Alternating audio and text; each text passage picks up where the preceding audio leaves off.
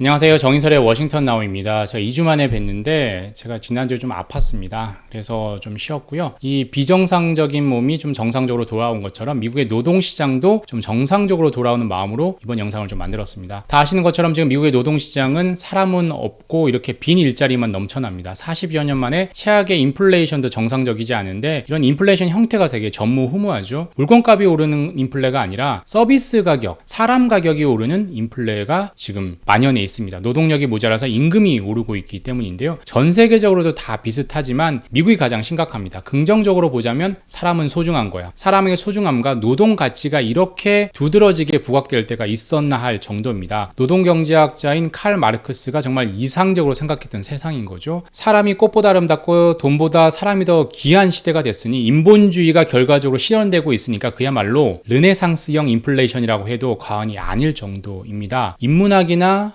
마르크시즘 차원에서 보자면 훌륭해 보일 수 있지만 주류 경제학 관점에서 보자면 정말 어처구니 없는 일이죠. 어떻게 이렇게 노동 수급 예측을 잘못해서 노동시장을 완전히 꼬여버리게 만든 것이냐. 반성문을 몇 번을 써야 되고 자책을 몇 번이나 해야지 당연합니다. 불황이라면 당연히 일자리가 모자라야 하는데 일자리는 넘쳐나고 엉뚱하게 사람이 모자라는 형국이 된 거죠. 어쩌다 이런 지경이 됐고 해결할 묘수는 없을까요? 오늘 이 시간엔 이 꼬여버린 미국 노동시장을 중심으로 이번 주 주요 글로벌 이슈와 일정을 정리해 보겠습니다. 미국은 전 세계 시장입니다. 공장이 아니라는 거죠. 그래서 공장이 많지 않기 때문에 항상 일자리가 모자랐습니다. 실업자가 넘쳐났고 빈 일자리가 항상 실업자 수보다 적었습니다. 빚과 기축통화국 지위였기 때문에 항상 소비가 가능했고 일자리는 모자랐는데 지금은 반대 형국이 됐습니다. 일자리는 남아돈다라는 거죠. 일자리 지표를 보여주는 게 미국 기업들의 채용 공고, 잡 오프닝, 그리고 빈 일자리라고 하는 잡 베이컨시인데 이게 2,200만 개까지 됐다가 지금 1,033만 개, 작년 10월 기준입니다. 이게 10월 기준 1,033만 개로 줄었지만 여전히 구인 수요가 큽니다. 당연히 미국 돈풀기 정책으로 인해서 기업들의 투자가 늘었고 여기저기서 구인 수요가 폭증했기 때문입니다. 반대로 실업자 수는 600만 명 정도밖에 안 됩니다. 실업자 수 대비 빈 일자리 수가 이렇게 600만 대 1,100만이니까 1대 1.7 이상입니다. 그래서 실업자 한 명당 빈 일자리 수가 1.7개다, 1.9개다 이런 얘기가 나오는 겁니다. 이렇게 된 건 당연히 팬데믹 영향이 가장 큽니다. 팬데믹 시기에 조기 은퇴한 인력이 200만 명이었고요. 코로나19로 사망했던 사람이 100만 명입니다. 그리고 팬데믹 이후 이민 빗장을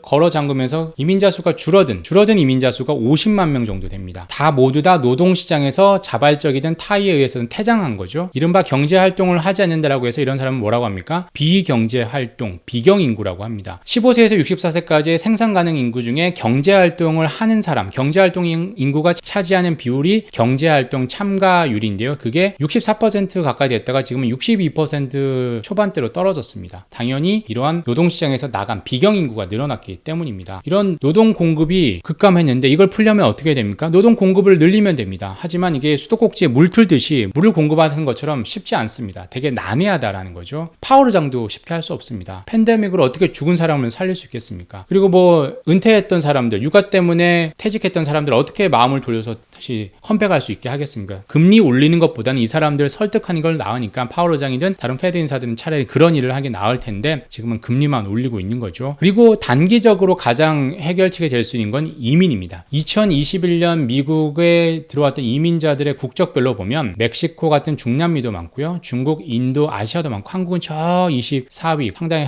하위권입니다. 주로 불법 이민들은 지난주에 제가 했던 타이틀 41을 통해서 많이 들어오는 사람들은 중남미고 합법 이민을 통해서 많이 들어오는 사람들은 아시안 계통이 많다라는 거죠. 오늘은 지난주 2주 전에는 제가 타이틀 41을 통해 불법 이민을 했으니까 이번 주는 합법 이민을 중심으로 얘기를 하겠습니다. 미국으로 들어오는 이민자 수는 2010년 이전만 해도 연평균 89만 명이었습니다. 그런데 2010년 이후에 그게 얼마로 줄었다? 48만 명, 반토막이 났습니다. 이민이 줄어들기 시작한 시기는 2007년, 2008년 글로벌 금융위기 이후인데요. 그 이유는 글로벌 금융위기 이후로 전 세계 기업들이 힘들어지니까 고용을 줄였겠죠. 그러니까 미국에 있던 이민자들이 일자리가 없어서 본국으로 돌아왔습니다. 한국에도 많이 돌아왔었잖아요. 미국 내 일자리 수요가 줄어드니까 해외에서 이민이 들어올 리도 없고요. 그리고 미국 내 일자리가 부족하니까 니들은 나가라. 반이민 정책, 반이민 정서가 확산이 됐던 거죠. 그래서 불법 이민에 대한 단속도 늘었고 합법 이민으로 이어지는 비자 발급, 비자 쿼터도 급감했습니다. 구체적으로 한번 볼게요. 미국으로 취업하려면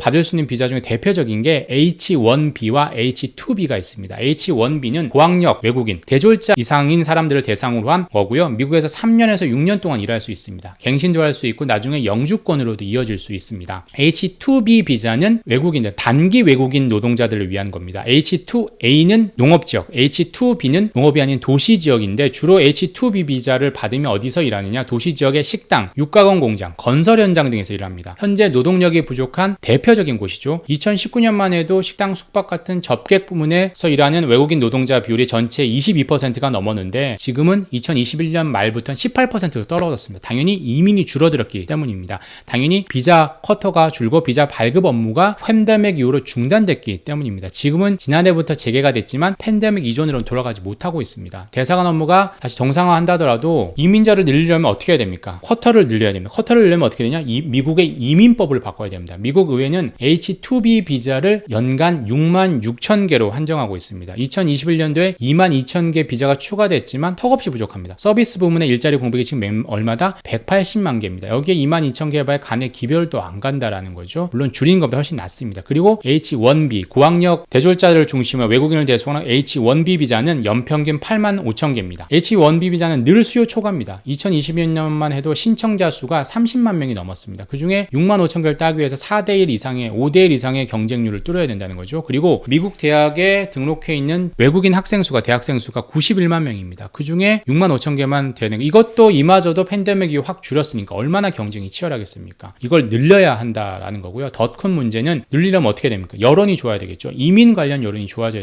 된다는 겁니다. 친공화당 성향의 유권자들의 생각이 중요한데 이 사람들은 계속 인색하고 반이민 정서가 강했죠. 내 일자리 빼앗길 것 같은 불안감 때문인데 다행히 최근에 이민 관련 여론이 좀 좋아지고 있습니다. 갤럽이 지난해 7월 실시했던 여론조사를 보면 70%가 이민을 긍정적으로 생각했고 공화당 성향의 이민자들도 유권자들도 절반 이상 이렇게 생각했습니다. 특히 합법 이민에 대한 찬성률은 상당히 높았습니다. 그리고 미국이 생각해볼 수 있는 게 캐나다식 이민 해법입니다. 캐나다도 미국과 똑같이 노동력 부족 현상을 겪고 있는데 미국보다 좀 더 이민의 중금은 우호적입니다. 그래서 한국 사람들도 미국에서 캐나다로 이민국을 지금 바꾸고 있는 상황인데 이민 늘리는 것 외에 여성과 청년층의 노동시장 신규 참여를 늘리고 있고 유도하고 있고요. 그리고 기계, 자동화를 늘리고 있습니다. 이건 장기적으로 풀 수 있는 부분이겠죠. 이렇게 노동력 공급을 늘리는 건 정치적, 정책적 영역에 속합니다. 미국 의회와 백악관이 풀어야 되는 문제라는 거죠. 그러면 패드, 통화정책 당국이 해야 될 일은 뭘까요? 노동 수요를 줄이는 거죠. 노동 수요를 줄이고 공급은 정치적으로, 정책적으로 풀어야 된다는 거죠. 기업들이 사람을 덜 뽑게 만드는 게 수요를 줄이는 겁니다. 당연히 거시적으로 보면 경기 하강, 경기 침체를 겪을 수밖에 없고 미시적으로는 기업의 이익 감소가 있을 수밖에 없습니다. 파월 의장은 그래서 기준금리를 올리고 있고 올해는 금리 인하가 없다. 지난해 12월 FOMC에서 그렇게 얘기를 했던 이유도 같은 맥락의 얘기인 거죠. 이번 주엔 그런 상황을 볼 수 있는 미국의 고용 관련 보고서가 잇따라 나옵니다. 우선 4일 수요일에 11월 9인 이직 보고서가 나옵니다. 여기서 중요한 건 뭐다? 빈 일자리 수입니다. 1033만 개까지 떨어졌는데 이게 11월에 1000만 개 밑으로 떨어진다라고 한다면 빡빡한 노동시장이 조금 완화될 수 있다. 노동 수요가 좀 줄어들 수 있다. 빈 일자리 수가 줄어들 수 있다. 이렇게 생각해 볼 수 있는 거죠. 그리고 더 중요한 건 6일에 공개, 6일 금요일에 공개되는 12월 고용 보고서입니다. 단기적으로 최대 관심사는 시간당 임금 상승률입니다. 연평균 작년 대비 5.1%였는데요. 11월에 이렇고 12월에 좀 더 개선이 된다라면 5% 내로 떨어진다라고 하면 노동시장이 개선된다는 청신호로 다들 받아들일 수 있겠죠. 고용시장에 대한 건 이 정도고요. 고용지표 외에 4일에 12월 FOMC 의사록이 공개됩니다. 12월 FOMC 때 파월 의장이 올해 금리 인하 없다. 그리고 올해 최종 금리는 5.1%라고 얘기했는데 5.1%보다 더 높게 받던 패드 의원들의 매파적 발언, 그리고 올해 금리 인하 피벗은 없다라고 했지만 그보다 더 비둘기적 발언이 있을지 유심히 봐야 될 것 같고요. 그리고 미국 시간으로 6일 금요일부터 8일까지 미국 경제학회가 열립니다. 전미경제학회가 열리는데 제가 여기 출장을 가기 때문에 다음 주도 제가 영상을 만들 수 없고 2주 후에 봐야 될 것 같습니다. 여기서 노벨상 수상자들, 번 베렌키 전 패드 의장 같은 사람들이 내놓는 미국 경제에 대한 진단, 전망을 유심히 봐야 될 것 같고요. 미국 외에 유럽의 인플레이션 수치도 6일에 나옵니다. 지난달부터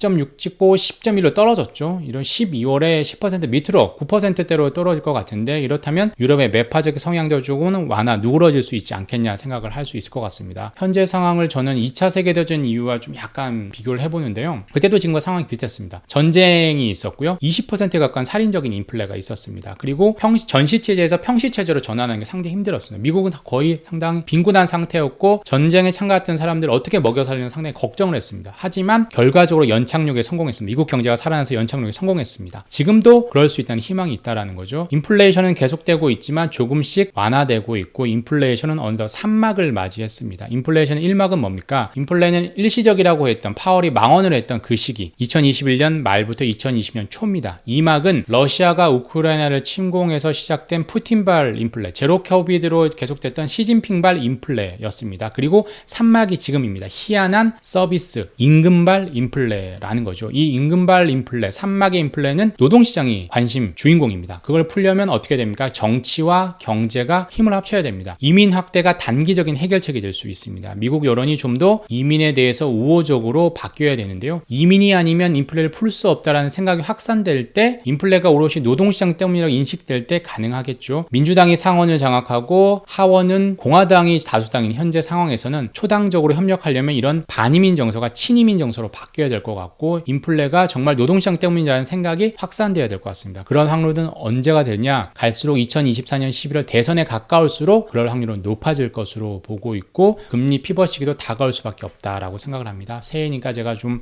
희망적인 얘기를 좀 했고요. 여기까지 내용이었고 2주 전에 제가 타이틀 41을 중심으로 불법 이민 부분에 대해서 영상을 만들었는데요. 누리동아님께서 또 도움을 주셨습니다. 제가 몸이 아팠을 때도 누리동아님 같은 분들 생각하면서 몸이 좀 빨리 나을 수 있었던 것 같습니다. 지은리님 110분간 할 내용을 11분간 압축해서 전달해서 감사드린다라고 했는데 정말 과찬의 말씀이고요. JJ 드라고님, 찰리엠님 정치와 경제를 연관 지어서 경제 문제와 이민 문제를 연관 짓는 게 제 워싱턴에 있는 제가 주로 해야 될 역할이라고 생각을 합니다. 시크릿코드님, 이스카킴님, 대한민국님, 찰리 가까운거님 다 감사드립니다. 제이미리님도 정말 감사드리고요.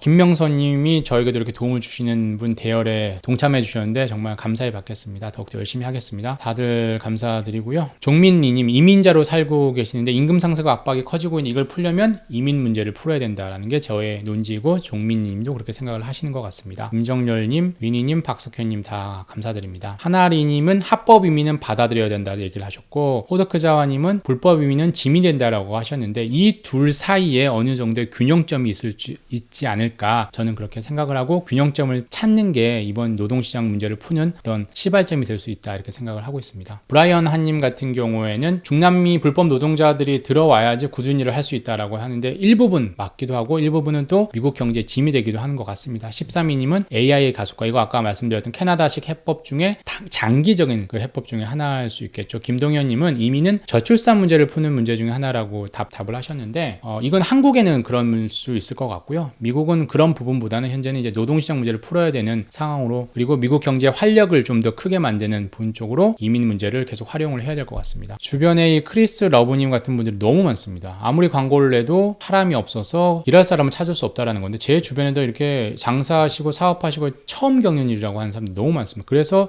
이민은 어느 정도 좀 늘어야 될 것 같다는 생각을 하고 있습니다. 익선님은 이민 통제는 팬데믹 이전부터 있었던 거고 트럼프 때부터 강화됐다라고 하는데 이게 둘 다 결합이 돼서 이민 문제가 이렇게 더욱더 두드러진 문제가 됐겠죠.